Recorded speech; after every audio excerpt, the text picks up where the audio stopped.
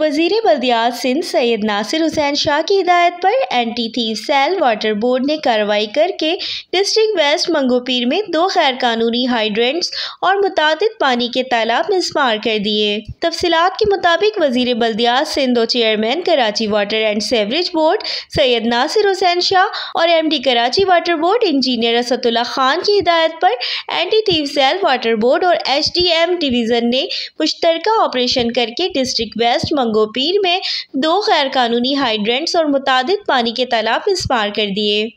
Operation anti theft cell incharge water board Abdul Wahid Shaikh کی سربراہی میں ہوا۔ آپریشن میں متعلقہ ڈویژن ایچ ڈی ایم کے افسران و عملہ موجود تھا۔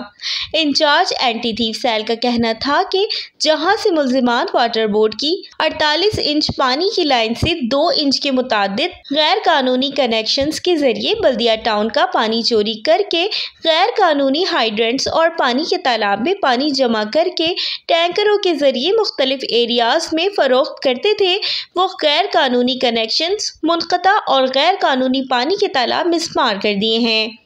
ان کا مزید کہنا تھا کہ کارروائی کے دوران 4 ٹینکرز، جنریٹرز، پمپس اور سینکڑوں فٹ پائپ قبضے میں لے لیا گیا، جبکہ ملزمان کے خلاف متعلقہ تھانے میں پانی کی چوری کے نئے قانون کے تحت مقدمات درج کرا دیے جائیں گے۔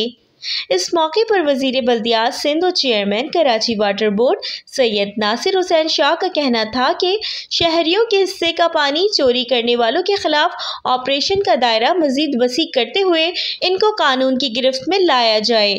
دوسری جانب M D water board engineer Asad Ullah Khan کا کہنا تھا کہ ملزمان کسی بھی رعایت کے مستحق نہیں، انہیں کیفر کردار تک پہنچانے کے لیے ان کے خلاف مقدمات درج کرا دیے جائیں گے۔ لائبہ خان، میٹرو 7 پاکستان۔